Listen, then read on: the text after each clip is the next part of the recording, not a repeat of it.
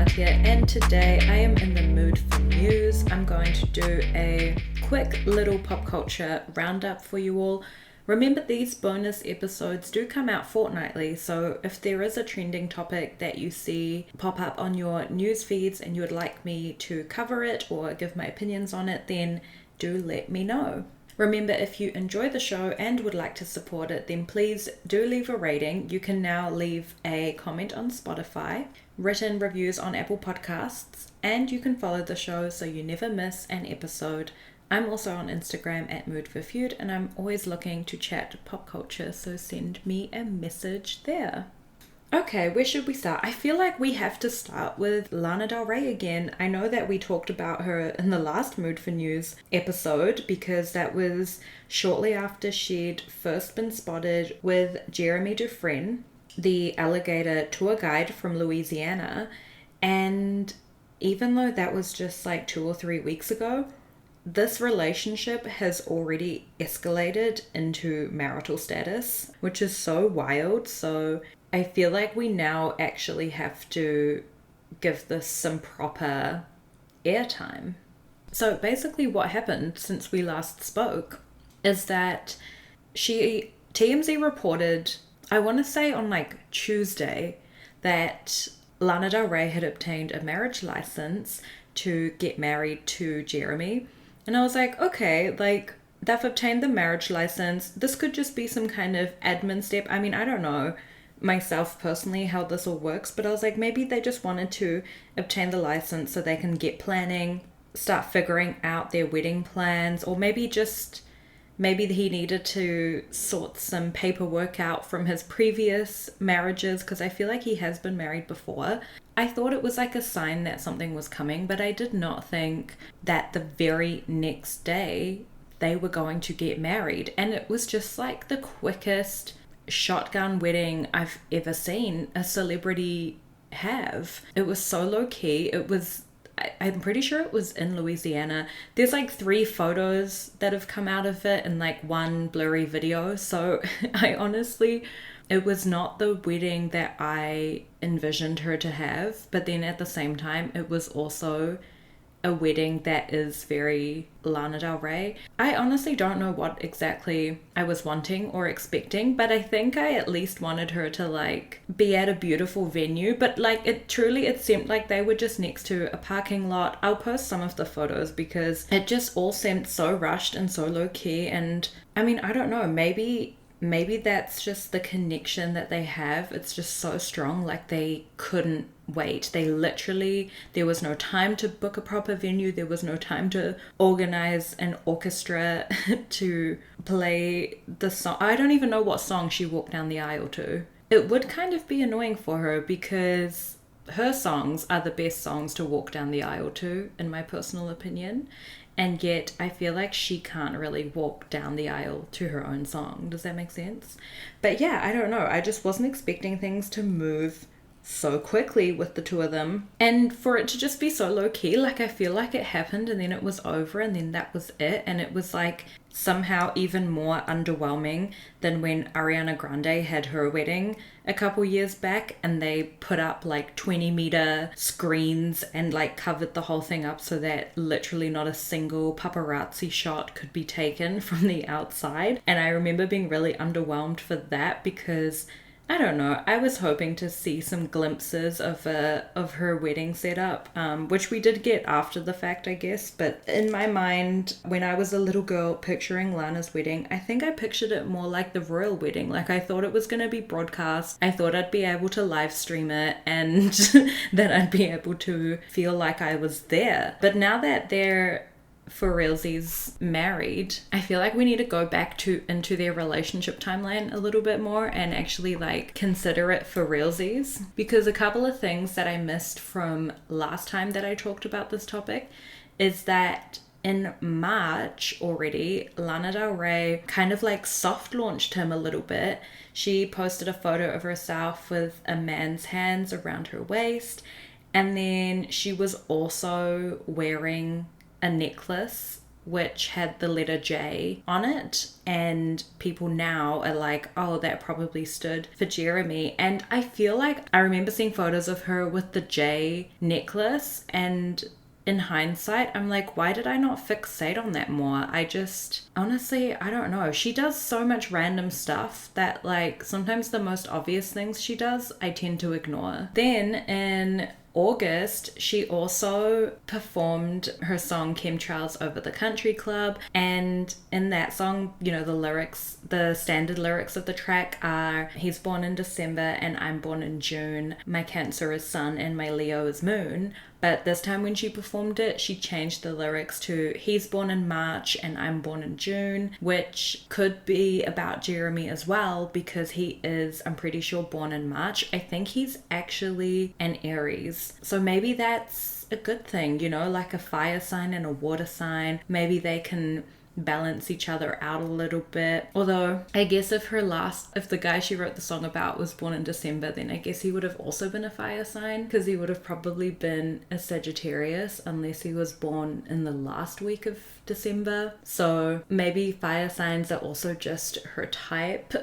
I could see her kind of going for that. So then by the time that we see them holding hands at the festival, I guess there had been little clues and hints that she'd been dropping that she was seeing him, and maybe it wasn't as random as we thought. Maybe they've actually been dating since all the way back since March when she was wearing her J necklace. I don't know. Either way, I just think the timeline of it all is so quick to me, and especially because she like tried to squash the rumors for half a second as well in that Instagram comment that we talked about in the last episode, where they posted about, you know, her potential new boyfriend, and she commented on it, no.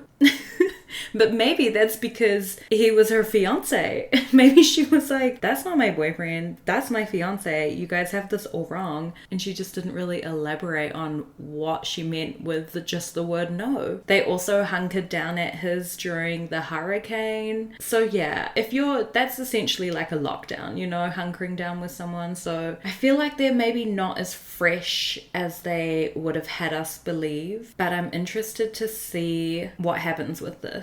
What are your guys' thoughts? I've actually, you know what, more than one of you has messaged me to say that you think this is a stunt. There's nothing I love more than when you message me all your theories or your speculations, because sometimes I'm so one-track minded with these things. Like, I see them getting married and I'm like, oh, well, I guess they're a happy couple. And I just love when you guys let me in on your more conspiratorial thoughts, I guess, because then I'm like, wait, now I'm actually seeing this with a brand new lens. But yeah, this could potentially be a PR stunt. It's in celebrities' best interests to keep us guessing. If they can sprinkle in some like fake PR stunt, whatever, just random media stunts in with the real stuff, then it just casts that shadow of doubt over us. And it means that if we ever catch them doing something crazy, there will be that little voice in the back of our mind that's like, oh, but wait, is that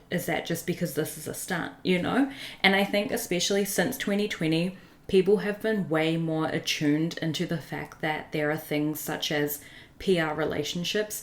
I mean, even 10 years ago, the term PR relationship wasn't a mainstream buzzword that everyone was using. The fact that now in today's vernacular, we're constantly keeping our eyes peeled for those PR relationships and for those relationships that we think are fake for other reasons. I think celebrities are having to be a bit more clever, because it's not as simple as it was in 2012 when we would take everything that celebrities did at face value.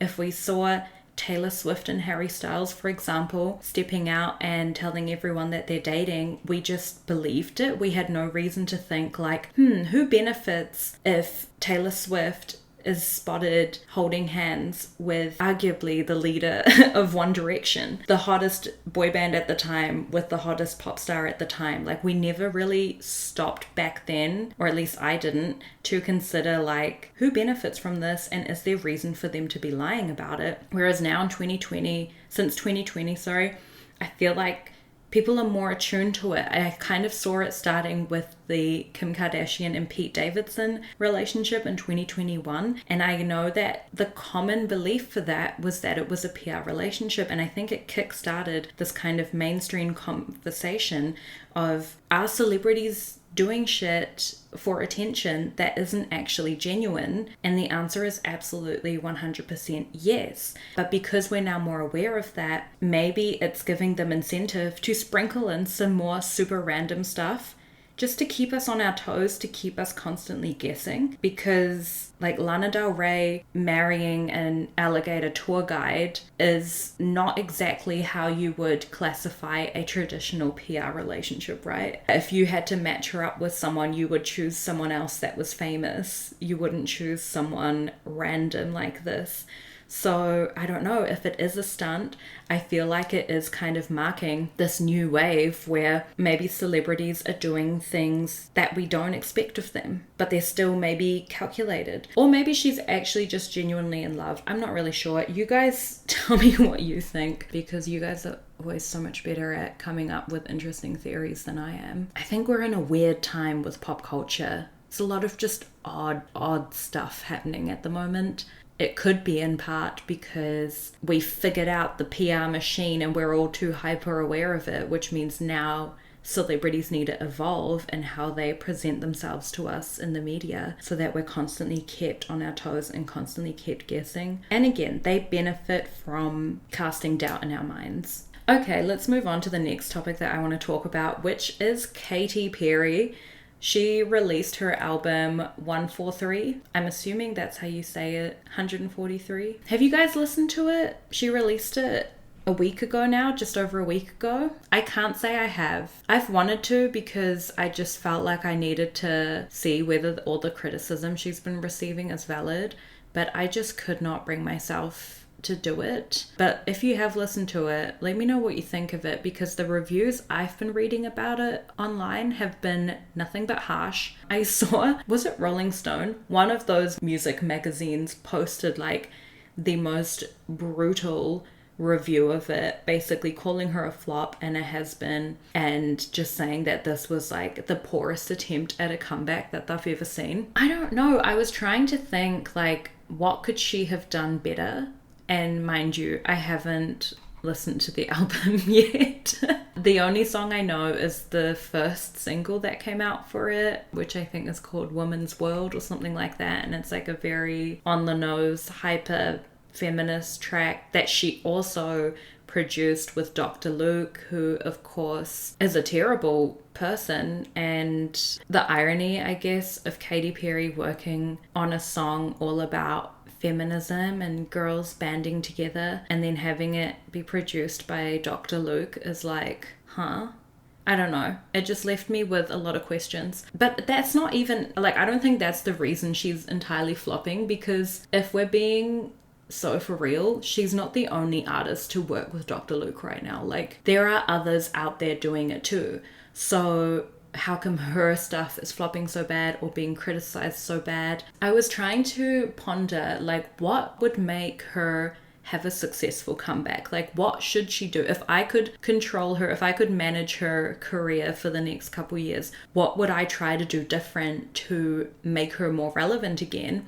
And I was honestly just stumped, because it's like all the things that made her so popular and so on top of the game back in 2010, 2011, I just feel like it wouldn't work today. I think if she came out with a cotton candy track and, you know, in her teenage dream era, I feel like we'd all just roll our eyes. I don't know. Do you disagree? I can't see that working. I can't really see like younger Gen Z getting in on that. I feel like they'd just find it kind of cringe. And so I don't know, maybe it's just the fact that her time has come and has gone, and now she should just like sit back and reap all the rewards and holiday with Orlando Bloom, and who cares about the music industry, you know? Because she for sure would have enough money, I think, that she could retire and just live life and enjoy it. I think the last decade has been brutal for her career. We had the Swish Swish drama when She came out with her pixie cut that everyone hated, and then just the really cringe performances, and then there was the controversy with Taylor Swift and them beefing over who owns what dancer.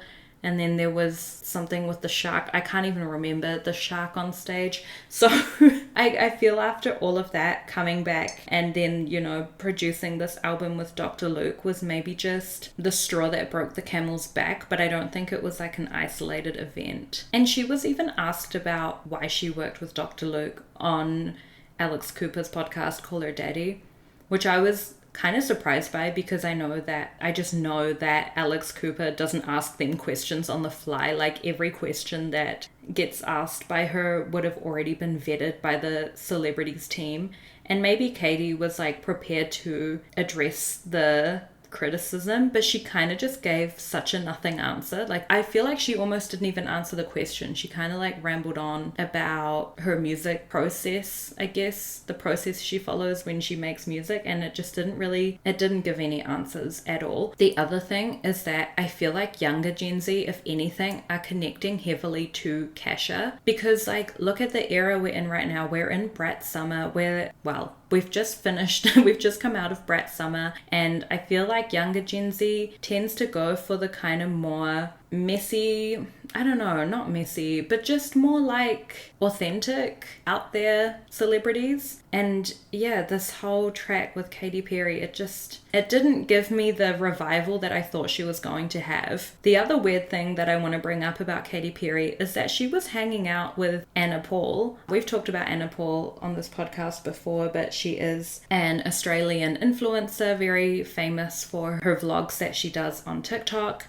She's also in the top 1% OnlyFans creators in Australia, which means she is rich as hell. And yeah, she does a lot of travel vlogs, a lot of clothing hauls, you know, all the good stuff. She was hanging out with Katy Perry, which when I first saw it, I was like, this is random as hell. But then I remembered that a month ago or so, she got the Teenage Dream audio to trend on TikTok because she like posted this clip of her lip syncing to it, and it just blew up.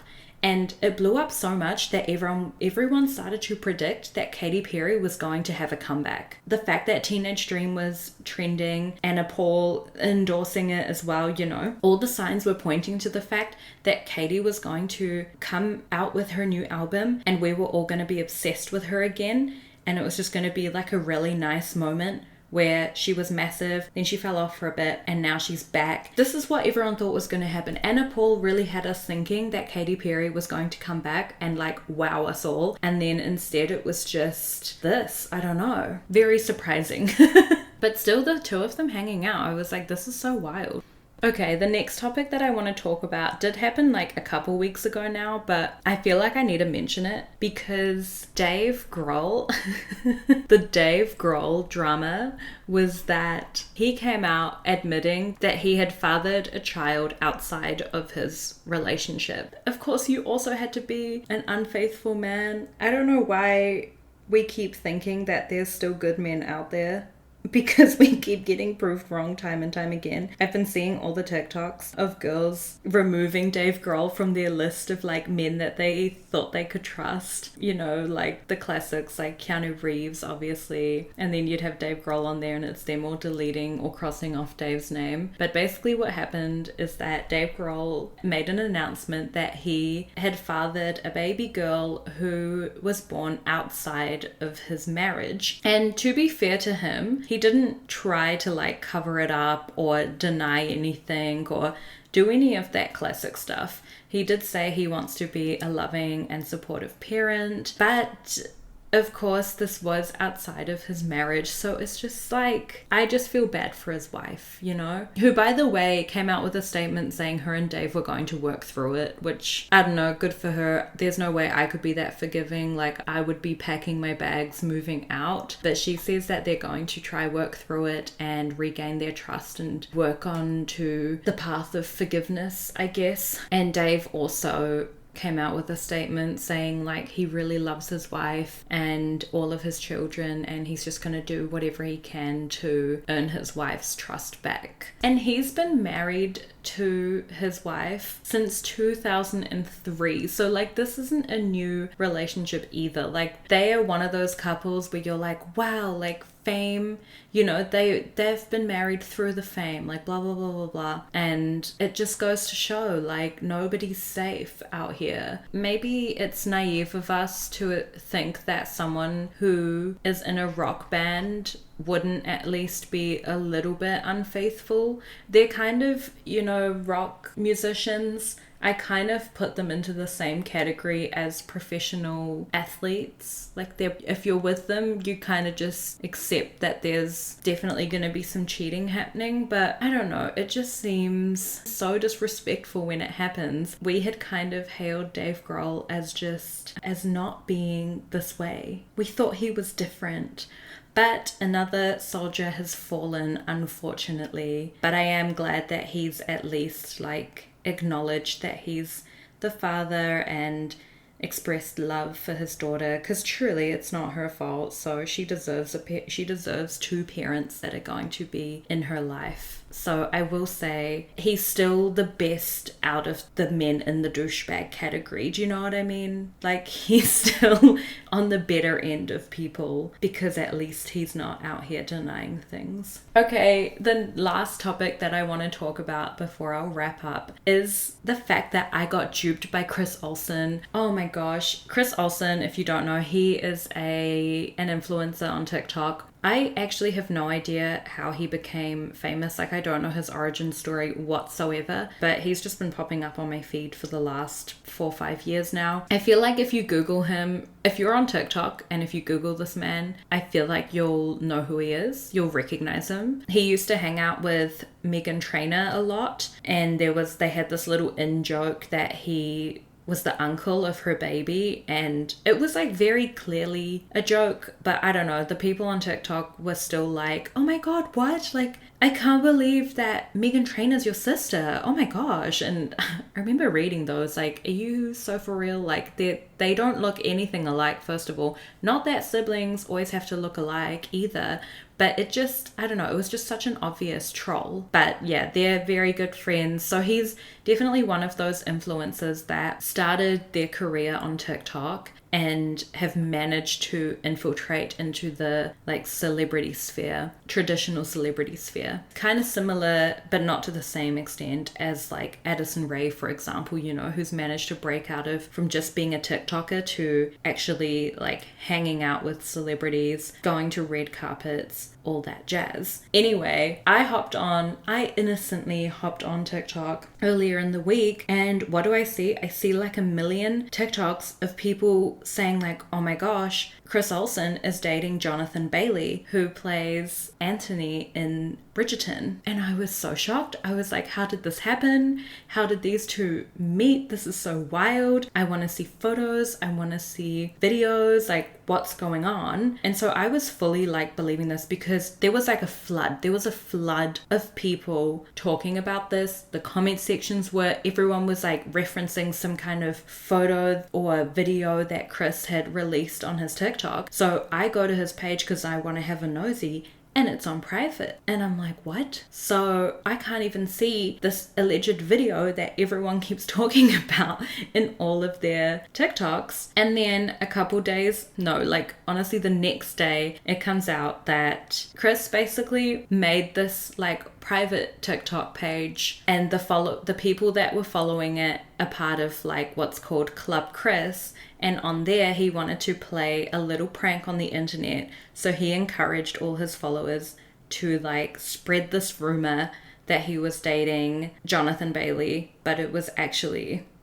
just fake. And it was like a little prank from the people who are in the know and who follow his private account to dupe the rest of us, me included, because yeah, I was shocked. I was skeptical though, I will say, just because he has like lied on the internet before for attention, you know, obviously with the whole Meghan Trainor things, not in like a malicious way, but just in like a hee hee, like keeping us on our toes away. So I was skeptical, but then because I saw so many videos, I think, I just was like, well, we can't all be lying. Like, I felt duped, I felt tricked. It's just been a big week of feeling tricked on the internet when I think about it. I felt tricked when Anna Paul made it seem like Katy Perry was gonna come out with a good album. I felt tricked when it was revealed that Dave Grohl is just like every other man. I felt tricked when Lana Del Rey kind of launched her boyfriend, then told us that that wasn't her boyfriend, then hunkered down with him in a hurricane, then got married to him one day after obtaining a marriage license. It's just been a tough week for me, guys.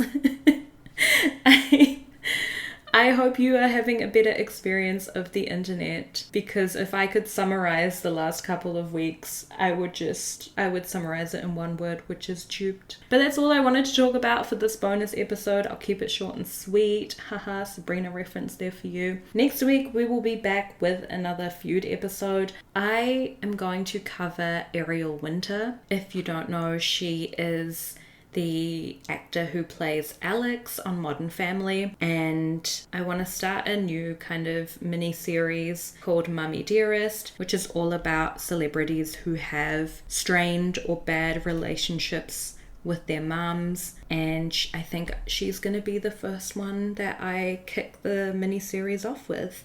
So tune in for that one next week. Remember, if you have any trending topics you'd like me to cover, slide into my DMs.